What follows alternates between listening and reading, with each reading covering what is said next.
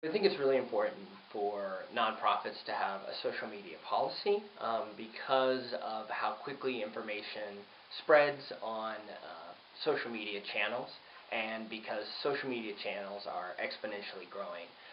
In fact, there's more. There's not just Twitter and Facebook. There's tons of other social networks that are popping up every day, and which ones are important and not are big questions. But to have an overarching social media policy will give you a foundation to answer questions no matter the platform and no matter the problem.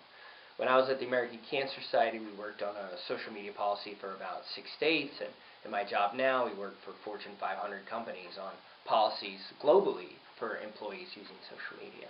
So the main thing for your social media policy to have is really a do's and don'ts, and you can frame that as a very positive thing, or you can go very much with these are the do's and these are the don'ts. It really depends on your nonprofit's culture.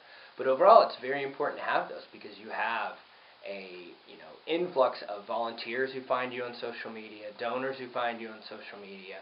Maybe you have nurses, and is it okay for nurses to make friends with patients?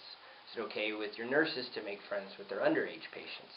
These are all kind of questions that can be covered by a social media policy, and that's just one platform such as Facebook. So at CASA Travis County, we have a good social media policy that we have for staff and volunteers.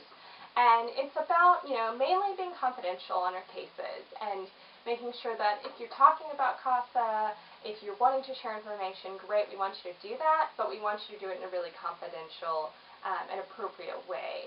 And because of the children we're working with, they're in the CPS system, they're in foster care, everything has to be uber confidential. So the first thing we talk about in our policy is just that, don't share details of anything. And we also say, think about the relationships that you need to maintain at CASA with all the people you work with. You're working with families and foster parents and judges and lawyers and CPS caseworkers. And so we ask people to always be really mindful of the relationships and how they maintain those. So there's a lot of stuff around those kind of lines of, keep the kids' confidentiality strong and be really mindful about who can see Facebook or who can see your Twitter. I mean, everyone can see those for the most part. It's always a way to dig in and find that. And so making sure that whatever you say, you'd be happy with anyone hearing it. And to say that you're representing CASA as a volunteer. You don't work for CASA. You've got your own opinions. So we ask for that. We ask for just like simple things like don't libel or, all of the kind of the main rules. Don't plagiarize. One of the policies that we see at social media, especially at mid-sized nonprofits or, at some of the businesses that we get to consult for, is just mistakes, and especially for firms that outsource their voice.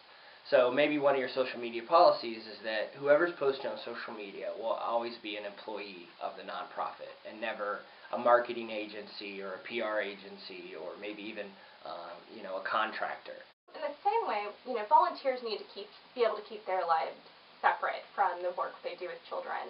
And so we've gone through workshops where we teach them about all the privacy settings on Facebook and how they basically can create a group that has very limited ability to see the photos they post, the messages they post for their personal lives, and then they can put anyone on CASA that they're working with, trying to keep tabs on, basically into that group, and just severely limit what that group is able to actually look at.